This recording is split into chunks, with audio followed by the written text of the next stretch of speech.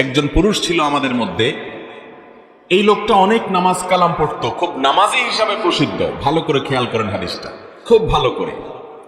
লোকটা খুব নামাজি কালামি হিসাবে সবার কাছে পরিচিত ছিল। কি হিসাবে পরিচিত ছিল? নামাজি। অনেক বেশি নামাজ পড়তো, 5 ওয়াক্ত তো বটেই, নফল সুন্নত সব নামাজ পড়তো, নামাজি মানুষ হিসেবে পরিচিত ছিল। শুধু তাই নয়, সে অনেক রোজা রাখতো। রমজানের রোজা তো রাখতোই, এর মানে হলো সুন্নত নফল আর বহু রোজা রাখতো সে। খুব রোজাদার মানুষ হয়ে প্রসিদ্ধ ছিল। আরো শুনেন, শুধু এখানেই ক্ষান্ত নয়, লোকটা অনেক সাদাকা করত, প্রচুর 2 হাতে দান করত মানুষকে। ভাইরা আমার, প্রচুর পরিমাণ নামাজ, প্রচুর পরিমাণ রোজা, অনেক বেশি দান সদকা করতো একটা মানুষ। এই কাজগুলো কি ভালো কাজ না ভালো কাজ না? নামাজ পড়া তো পড়া, আবার অনেক নামাজ পড়া, রোজা রাখা তো রাখা, আবার অনেক পরিমাণে রোজা রাখা, দান করা তো করা, আবার প্রচুর পরিমাণে দান সদকা করা। এটা কি ভালো মানুষের লক্ষণ না খারাপ মানুষের লক্ষণ? সাহাবায়ে কেরাম আল্লাহর রাসূল অনেক নামাজ রোজা অনেক দান সদকা করলেও এই লোকটার একটা অসুবিধা ছিল, যে তার পাশের বাড়ির লোকদের, পাশের ঘরের লোকদের, পাশের ফ্ল্যাটের মানুষদের, পাশের বিল্ডিং এর মানুষদের, প্রতিবেশী যারা ছিল তাদের সাথে তার সম্পর্কটা ভালো ছিল না, তাদেরকে একটু কষ্ট দিত।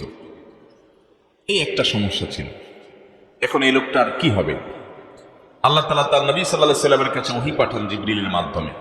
এই লোকটার পরিণতি কোথায়, তার ঠিকানা কোথায়, এটা আল্লাহ তাআলা নবী সাল্লাল্লাহু আলাইহি ওয়াসাল্লামকে জানিয়ে দিয়েছেন। তিনি বলেছেন, তোমরা যে লোকটাকে বলতেছো অনেক নামাজি, অনেক রোজাদার, লোকটা অনেক দান সাদকা করে, অথচ সে প্রতিবেশীকে কষ্ট দেয়, শুনে রাখো আল্লাহর ফয়সালা হয়েছে তার ব্যাপারে, সে জাহান্নামী। আল্লাহু আকবার। এরপরে সাহাবীরা বলেন, হে আল্লাহর রাসূল, আরেকজন মহিলা আছে, এটা তো পুরুষ, আরেকজন মহিলা আছে, এ আল্লাহর বান্দি, খুব বেশি নামাজ কালাম, খুব বেশি রোজা, খুব বেশি দান সাদকা করতো, এরকম কোন প্রসিদ্ধি বা পরিচিতি নাই মানুষের মাঝে। ফরজ নামাজগুলো করতো, ফরজ রোজাগুলো রাখতো, ফরজ দান করতো, অর্থাৎ মৌলিক বিষয় হয়তো ঠিক ছিল, কিন্তু অতিরিক্ত খুব বেশি করতেন, এরকম প্রসিদ্ধি, এরকম সুখ্যাতি, এরকম প্রশংসা মানুষের মুখোমুখি ছিল না। সাধারণ মানুষ বলা যেতে পারে। কিন্তু ভদ্রমহিলা একটা দিক ছিল যে তার আশেপাশে প্রতিবেশীর লোকেরা সবাই তার উপরে সন্তুষ্ট ছিল, সবার সাথে তার সুসম্পর্ক ছিল, কারোর সাথে সম্পর্ক সে খারাপ করতো না, কাউকে সে কষ্ট দিত না, এই জিনিসটা তার ছিল।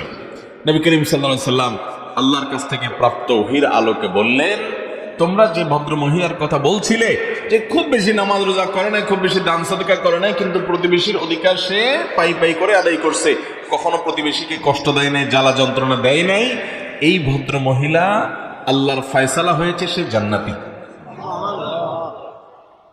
ও ভাই, প্রতিবেশীর অধিকার বোঝার জন্য আর কি কিছু দরকার আছে?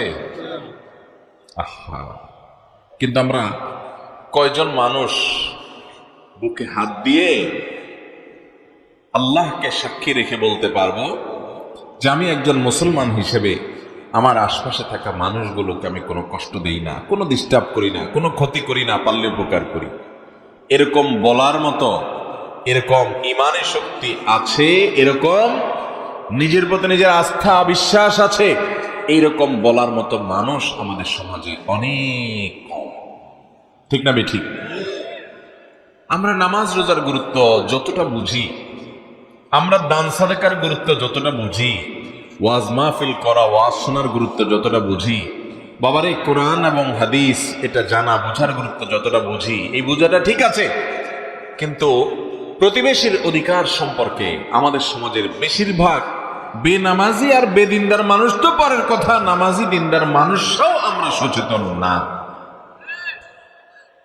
এই হাদিস বলছে শত সহস্র নামাজি, শত সহস্র রোজাদার, শত সহস্র দান দক্ষিণাকারী মানুষ জাহান্নামে যাবে প্রতিবেশীর হক নষ্ট করার কারণে। আল্লাহ তাআলা আমাদের সংশোধন হওয়ার তৌফিক দান করুন। ভাইরা আমার, আব্দুল্লাহ ইবনে ওমর রাদিয়াল্লাহু তাআলা আনহু একজন প্রসিদ্ধ সাহাবী। খলিফাতুল মুসলিমিন ওমর ফারুক রাদিয়াল্লাহু তাআলা আনহুর ছেলে, অনেক জ্ঞানী একজন সাহাবী ছিলেন, আলিম সাহাবী আব্দুল্লাহ ইবনে ওমর রাদিয়াল্লাহু তাআলা আনহু। তার বাসায় একবার ছাগল জবাই করা হয়েছে, বকরি। কি জবাই করা হয়েছে ভাই? ছাগল বা বকরি জবাই করা হয়েছে।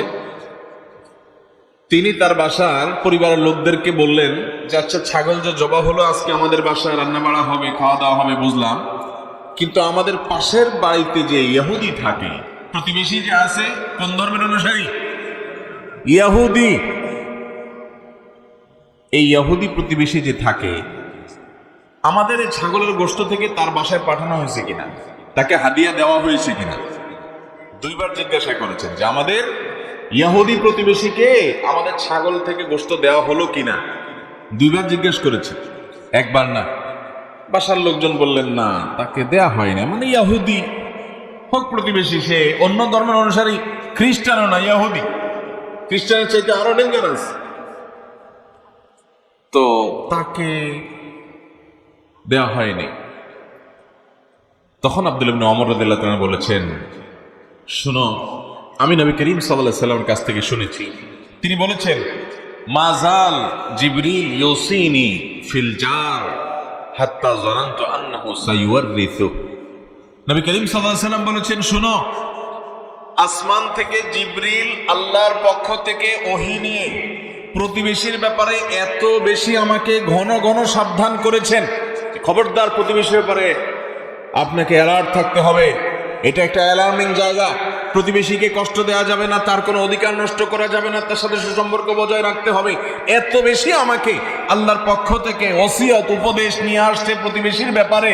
আমার তো মনে হচ্ছিল, নবী সাল্লাল্লাহু আলাইহি ওয়াসাল্লাম বলেছেন যে এত বেশি, এতবার বলা হচ্ছে প্রতিবেশীর কথা, আমার তো মনে হচ্ছিল যে কখন না জানি বাপ মারা গেলে ছেলে মেয়ে যেরকম সম্পদে ওয়ারিস হয় এবং স্বামী স্ত্রী ওয়ারিস হয়, অন্যরা ওয়ারিস হয়, আমার মনে হচ্ছিল যে প্রতিবেশীর জন্য মানুষের পরিত্যক্ত সম্পত্তিতে একটা হিস্সা ঠিক করে দেওয়া হবে এবং সেও ওয়ারিস হয় কিনা, আমার সেই চিন্তা হয়ে গেছে। মানে এত গুরুত্ব দেওয়া আছে আল্লাহর তরফ থেকে জিবরিলের মাধ্যমে প্রতিবেশীর ব্যাপারে।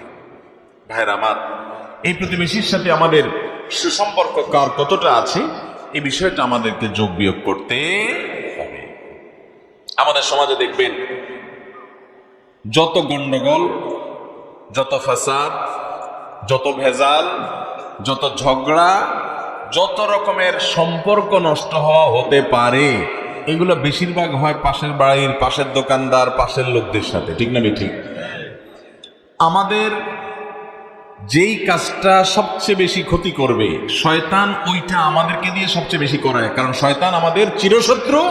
আমরা যেন কোনোভাবে জান্নাতে যেতে না পারি সেই চ্যালেঞ্জ নিয়ে দুনিয়াতে শয়তান এসেছে। অতএব এই শয়তান আপনাকে আমাকে সে কাজ করতে দিবে না যে কাজ আমাদেরকে জান্নাতে নিবে, আর ওই কাজ আমাদেরকে দিয়ে করাবেই করাবে যে কাজ জাহান্নামে নিবে। আর আমাদের কাজ হলো শয়তানের এই শয়তানি থেকে নিজেকে বাঁচিয়ে কোরআন এবং হাদিস আমাদেরকে যে আলোক উজ্জ্বল পথের সন্ধান দিয়েছি সেই পথে চলা। অতএব প্রতিবেশীদের অধিকার ব্যাপারে আমরা সাবধান হব তো ইনশাআল্লাহ। মোহতারাম হাজরিন, আপনি খেয়াল করবেন আশেপাশে একটু তাকালেই যে পাশের জমির লোক, তার সাথে আইল ঠেলাঠেলিটা বেশি হয়, ঠিক না ঠিক? আইলি থাকে সেখানে, এই জন্য আইল ঠেলাঠেলি হয়। পাশের ঘরের লোক, তাদের সাথে দেখা যায় কথাবার্তাও নাই, জলছলও নাই, উঠা বসাও নাই, আসা যাওয়াও নাই, অথচ ওই অনেক দূরে আরেক ফ্যামিলি, তাদের সাথে খুব রিলেশন, খুব সম্পর্ক, খুব বন্ধুত্ব, তাদেরকে দাওয়াত দিয়ে এনে বাসায় ভালো বুড়া রান্না করে খাওয়ায়, প্রতিবেশী বেচারার দিকে তাকায়ও দেখে, ঠিক না ঠিক? অনেক প্রতিবেশী আছেন শহরে, গ্রামে যাও আছে না আছে, শহরে বহু প্রতিবেশী আছে, একই বিল্ডিং এ পাশাপাশি ফ্ল্যাটে মাসকে মাস বরং বছরকে বছর পার করে দেয়, জানেও না যে পাশের ফ্ল্যাটের ভদ্রলোকের নাম কি, ভদ্র মহিলার নাম কি, তারা কি করে, কোথায় বাড়ি, কি খায়, কি পেশা, জানেও না। চাচা আপনার জান বাছা, শুধু নিজেকে নিয়ে ব্যস্ত আছে, প্রতিবেশীর দিকে তাকানোর সময়, ঠিক না ঠিক বলেন? ভাইরা আমার, কোরআন এবং হাদিসের যে ভাষ্যগুলো আমি তুলে ধরার চেষ্টা করেছি, আমার মনে হয় প্রতিবেশীর অধিকার সম্পর্কে একজন ইমানদার কতটা সতর্ক হওয়া উচিত এই হাদিসগুলোর দিকে তাকালে সেটি বোঝা যায়। ইসলাম আমাদেরকে সামাজিক হতে বলে ভাই, সামাজিক হতে বলে, আমাদেরকে বলে আমরা অন্য মানুষের কল্যাণে আন্তরিক হব। আমরা শুধু নিজের চিন্তা করব না, আমরা অন্যের চিন্তাও করব। আমি আমার চিন্তা করব, আমার আশপাশের লোকদেরকে নিয়ে ভাববো, তাদের কল্যাণ কামনা করব। এরকম যখন সবার কল্যাণকামী আপনি হবেন, তখন আল্লাহর প্রিয় বান্দা হতে পারবেন। দেখুন, শুধুমাত্র ইবাদত বন্দেগী যদি মানুষ জান্নাতে যেতে পারতো, হাদিসে বর্ণিত এই লোকটা জান্নাতে চলে যেতে পারতো। ইবাদত বন্দেগী মূল, সেটা তো করতেই হবে। ওইটার পাশাপাশি মানুষের অধিকার, বাবার কি অধিকার, মায়ের কি অধিকার, স্বামীর কি অধিকার, স্ত্রীর কি অধিকার, ভাইয়ের কি অধিকার, বোনের কি অধিকার, প্রতিবেশীর কি অধিকার জানতে হবে এবং সে অধিকার আদায় করতে হবে। ভাইরা আমার, তাহলে আজকের এই মাহফিল থেকে আসুন আমরা একটা চ্যালেঞ্জ গ্রহণ করে উঠি। সেটা হলো, পৃথিবীর যেখানেই আমি বসবাস করি না কেন, যেখানেই আমি থাকি না কেন, আমার আশেপাশে থাকা লোকদের সাথে সম্পর্ক ভালো রাখাটা আসলেই কঠিন। দূরের লোকদের সাথে সম্পর্ক ভালো রাখা সহজ, কাছের লোকদের সাথে সম্পর্ক ভালো রাখা কঠিন। কারণ কি? কারণ হলো একসাথে থাকতে গেলে তার দোষ ত্রুটি আমার নজরে পড়ে, তার দ্বারা আমার হয়তো একটা ক্ষতি তার অজান্তে হয়তো হয়ে যায়, তখন সম্পর্ক নষ্ট হয়, ঝগড়াঝাটি হয়, টুনটান হয়, কথা বাড়াবাড়ি হয়, ঠিক না ঠিক? আর এই জায়গাটাতে আমাকে চ্যালেঞ্জ নিতে হবে যে আমার প্রতিবেশী, আমার আশেপাশে থাকা লোক আমার যদি অধিকার নষ্ট করে, আমাকে যদি কষ্ট দেয়, তার জ্ঞাতসারে কিংবা অজ্ঞাতসারে, জেনে বা না জেনে, বুঝে বা না বুঝে, উনি যদি কষ্ট দেয়, আমি চ্যালেঞ্জ নিব জান্নাতের পথযাত্রী হিসেবে আমি কখনো আমার আশেপাশে থাকা প্রতিবেশীকে কষ্ট দেব। আল্লাহ আমাদেরকে আমল করার তৌফিক দান করুন। চেষ্টা করবো তো ইনশাআল্লাহ। আসুন একটু পাক্কা নিয়াত করে ফেলি ভাই, আমাদের কোন প্রতিবেশীকে আমরা কষ্ট দেব। ইহুদি, চিন্তা করেন, মুসলমান না, ইহুদি প্রতিবেশী। আল্লাহ নবী সাহাবী তাদের ব্যাপারে পর্যন্ত সাবধান আছেন। আমাদের আশেপাশে থাকা হিন্দু কিংবা অন্য ধর্মের মানুষ যারা আছেন, কয়দিন আমরা আমাদের প্রতিবেশী হিসাবে তাদের বাসায় হাদিয়া পাঠিয়েছি, আপনি চিন্তা করেন তো। একটু হাদিয়া, একটু খাবার পাঠিয়েছেন, একটু উপহার পাঠিয়েছেন, এগুলো আমরা চিন্তাও করি না।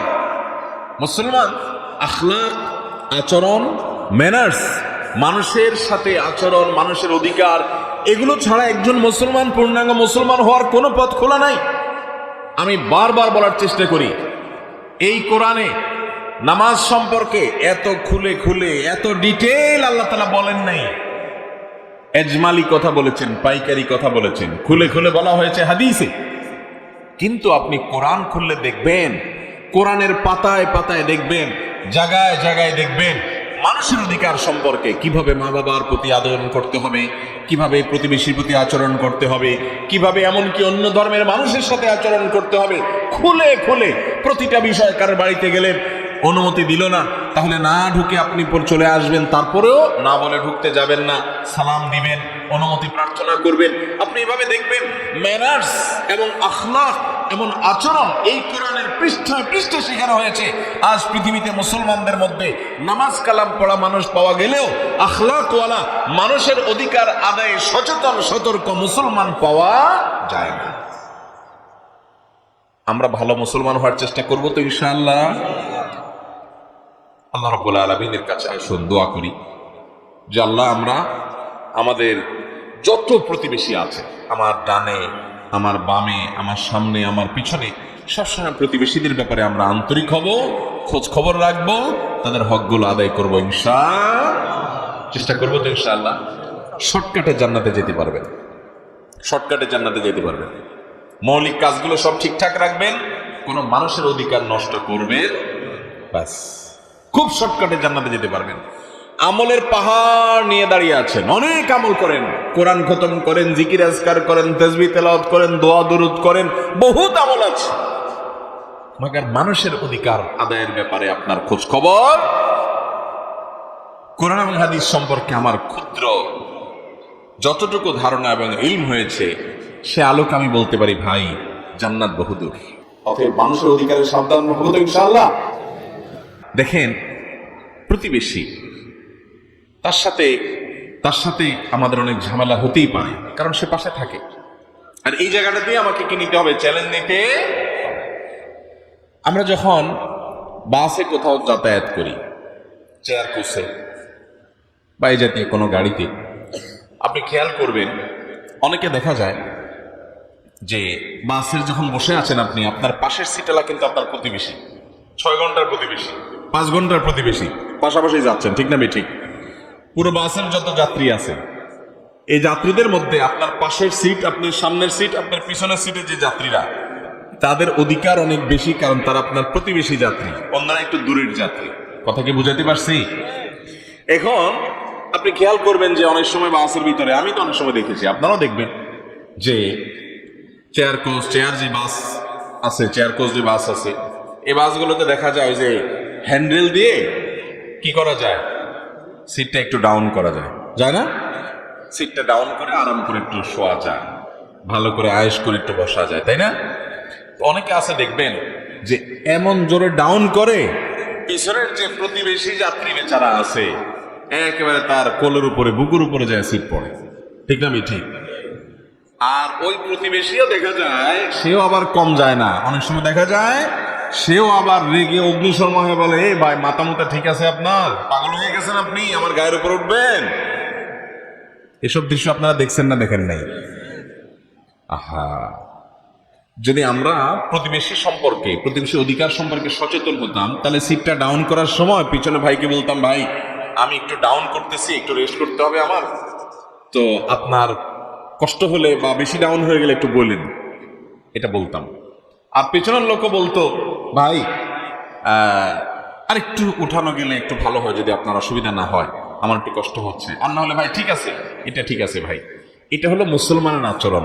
আর আগে যেটা বললাম যে ধাপ করে ডাউন করে আরেকজনের বুকের উপরে দিছেন, পিছনের দিকে তাকায় দেখতেছেন সে আগুন হয়ে রয়েছে, বলছে এই ভাই পাগল হয়ে গেছেন, আমার গায়ের উপরে উঠবেন? আপনি তখন পাল্টা আবার বললেন কি, যে ভাই আপনিও পিছনে ছেড়ে দেন, আপনার নিষেধ করছে কি? বলে কি বলে না বলেন? আরে ঠিক আছে ভাই, হয়তো আপনি যা বলছেন তা একেবারে ভুল বা মিথ্যা না, কিন্তু লোকটা আপনার প্রতিবেশী, হোক 4 ঘন্টার জন্য, হোক 6 ঘন্টার জন্য, হোক 8 ঘন্টার জন্য, আপনি মুসলমান হয়ে থাকলে, নবী সাল্লাল্লাহু আলাইহি সাল্লামের এই হাদিসগুলো আপনার মাথায় থাকলে, আপনার এই প্রতিবেশীকে আপনি কষ্ট দিবেন না। নবী সাল্লাল্লাহু আলাইহি সাল্লাম বলেছেন, যার হাত, যার মুখ, যার আচার আচরণ, কথাবার্তা, কাজ কারবার দ্বারা তার প্রতিবেশী নিরাপদ থাকে না, তার প্রতিবেশী ক্ষতিগ্রস্ত হয়, কষ্ট পায়, আঘাত পায়, এই ব্যক্তি ইমানদার হতে পারে না, ইমানদার হতে পারে না, ইমানদার হতে।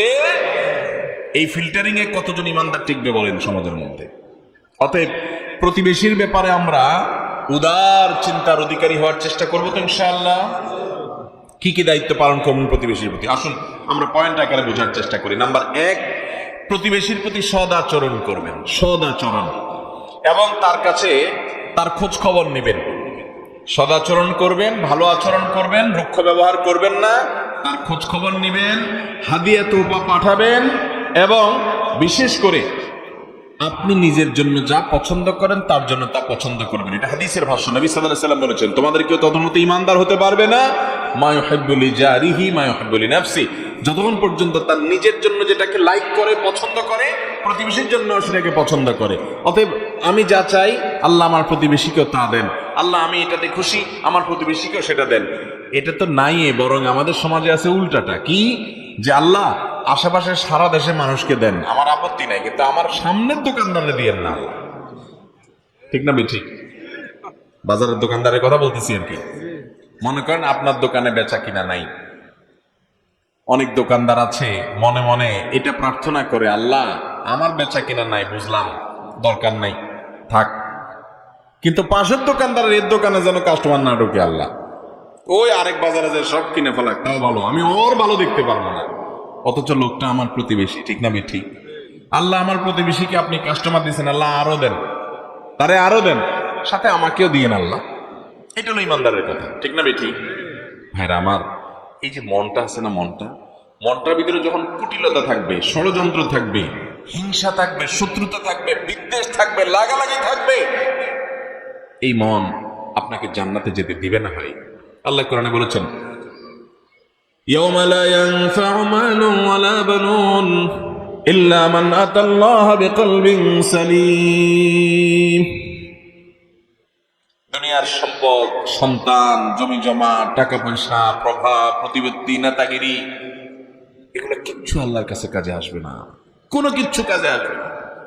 ইল্লা মান আতাল্লাহ বিকলবিন সালিম, কিন্তু কেউ যদি আল্লাহর কাছে একটা মন নিয়ে যায়, যে মনটা ফ্রেশ, দোকানদার হইয়া পাশের দোকানদারের কল্যাণে তার অসুবিধা হয় না, প্রতিবেশী হইয়া প্রতিবেশীর কল্যাণে তার কষ্ট লাগে না, বরং সে আরো খুশি, আল্লাহ আমার প্রতিবেশীকে আরো দেন, মনটাকে ফ্রেশ রাখে, পরিচ্ছন্ন রাখে, পবিত্র রাখে, ভালো রাখে, এই ব্যক্তির এই ভালো মনটা তার আল্লাহর কাছে উপকারে দিবে, জান্নাতে নিয়ে যাবে ইনশাআল্লাহ। অতএব মনটাকে ভালো করবো তো ইনশাআল্লাহ। প্রতিবেশীর সাথে যদি ঠেলাঠেলি, তার সাথে যদি মামলা মোকদ্দমা, ঝগড়াঝাটি, গন্ডগোল ফাসাদ থেকেও থাকে, আজকে থেকে এটা ভালো করার চেষ্টা করবো তো ইনশাআল্লাহ। আল্লাহ আমাদেরকে সে তৌফিক দান করুন।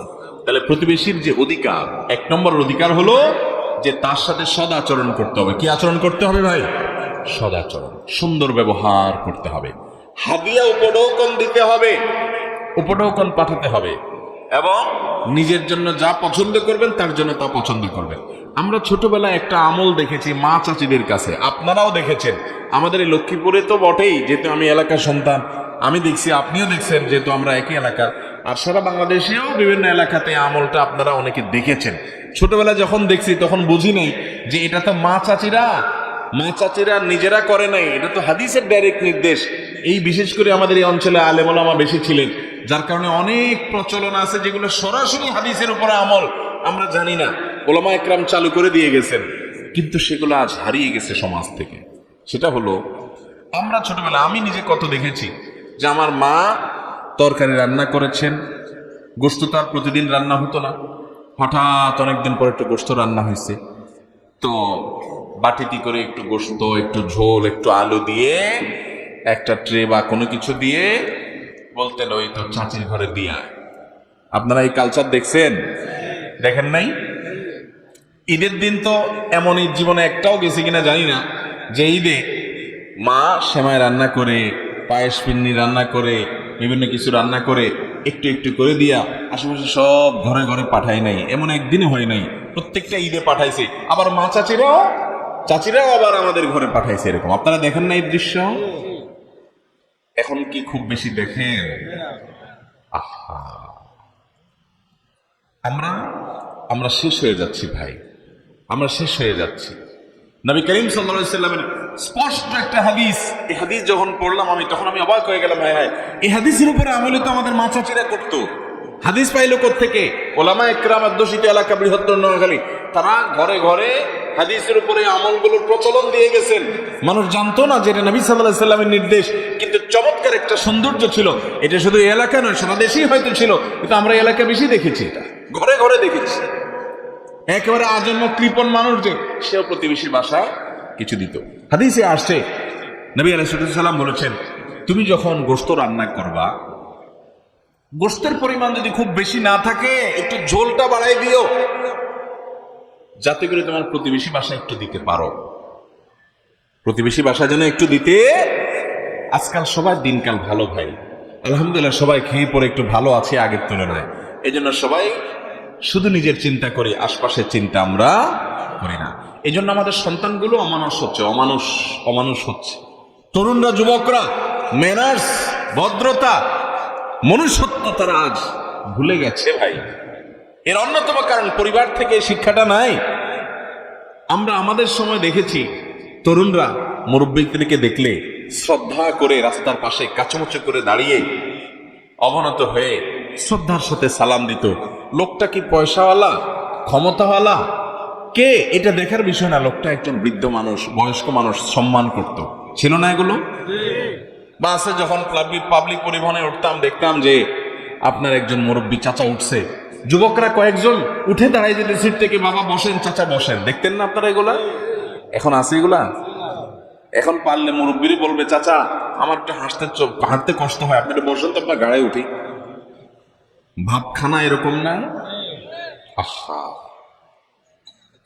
ঢাকার এক রিক্সাওয়ালা চাচা একবার খুব দুঃখ করে আমাদের পরিচিত এক সাংবাদিক ভাই আর ঘটনা লিখছিলেন, বলেন যে দুঃখ করে এক রিক্সাওয়ালা চাচা বলছেন যে, বাবা রে, মনের ব্যথা কাকে বলবো, আমার ছেলের বয়সও না, আমার ছেলেও ইচ্ছে বড়, আমার মেয়েগুলোও ইচ্ছে অনেক বড়, এরকম পিচ্ছি পিচ্ছি পোলাপান হারাম সম্পর্ক করে, অবৈধ সম্পর্ক করে হারাম রিলেশন করে তথাকথিত বয়ফ্রেন্ড গার্লফ্রেন্ড নিয়ে এসে রিক্সা উঠে যা তা আচরণ করে, কিছু বলতে গেলে ধমক দিয়ে বলে, এই রিক্সাওয়ালা চালাও তুমি, বুড়া তোমার কি কথা। আমাদের সন্তানরা আজ পশুত্বের গুণাবলী তাদের মধ্যে আজ চলে আসছে, মনুষ্যত্বের গুণাবলী আমাদের সন্তানদেরকে আজ হারিয়ে যাচ্ছে, ঠিক না বেঠিক? এর অন্যতম কারণ হলো পরিবার থেকে কোনো নীতি নৈতিকতা আদর্শের শিক্ষা চর্চা হয় না।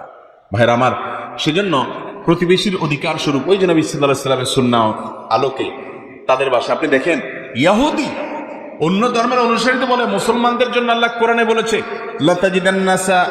লাতাজিদান্না আশাদ্দান নাসি আদাওয়াতান লিল্লাযিনা আমানু আল ইয়াহুদ। ইমানদারদের সবচেয়ে বড় শত্রু দেখবা তোমরা ইহুদিদেরকে।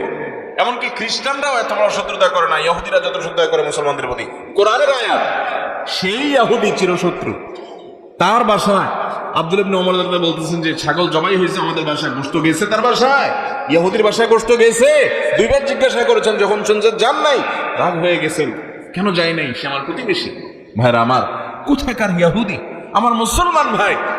হতে পারে তার কোনো ত্রুটি আছে, হতে পারে তার কোনো দুর্বলতা আছে, হতে পারে তার দ্বারা আমার কোনো কষ্ট হয়, উনি বোঝেন না, কিন্তু দিন শেষে সে আমার প্রতিবেশী। আপনার রক্ত সম্পর্কীয় আত্মীয় যেরকম আপনার কাছের, আত্মীয়র পরে রক্ত সম্পর্কীয় আত্মীয়র পরে যদি আল্লাহর জমিনে কারোর অধিকার সবচেয়ে বেশি থাকে, সে হলো আপনার প্রতিবেশী।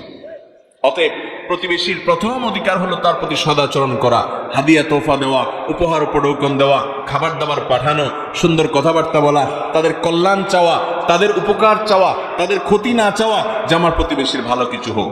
এটা আদায় করবো তো ইনশাআল্লাহ। নাম্বার 2, প্রতিবেশীর কোনো প্রাইভেসি নষ্ট করা যাবে না। তাদের কোনো ব্যক্তিগত বিষয় যেগুলো ছিদ্রান্বেষণ করলে, জানলে তাদের ব্যক্তিগত অধিকার নষ্ট হয়, সেগুলো নষ্ট করা যাবে না। আপনি খেয়াল করবেন, গ্রামে শহরে সব জায়গায় প্রতিবেশীর যদি কোনো দুর্বল কোনো পয়েন্ট পায়, তো অনেকে আছে দেখবেন কান খাড়া করে শুনে রাখে, ঠিক না বে ঠিক?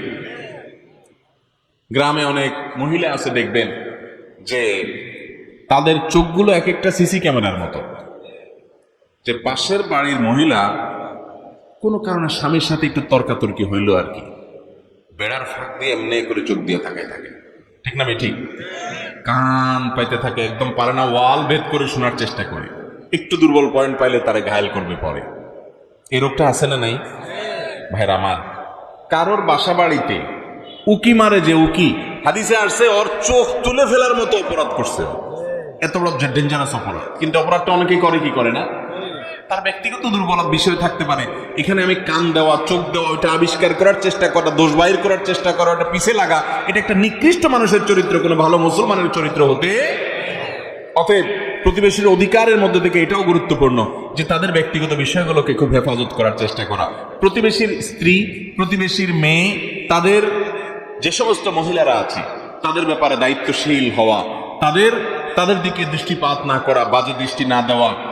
নবী করিম সাল্লাল্লাহু আলাইহি ওয়াসাল্লাম একটা হাদিস শুনেন, তিনি বলেছেন, কেউ যদি কোনো মহিলার সাথে জেনা করে, একটা জেনার গুনাহ লেখা হবে। একটা জেনা করলে, কোন এক মহিলার সাথে জেনা লিপ্ত হয়েছে, তার আমলনামায় কবিরা গুনাহ, মহাপাপ লেখা হবে, সে একবার জেনা করেছে এটা।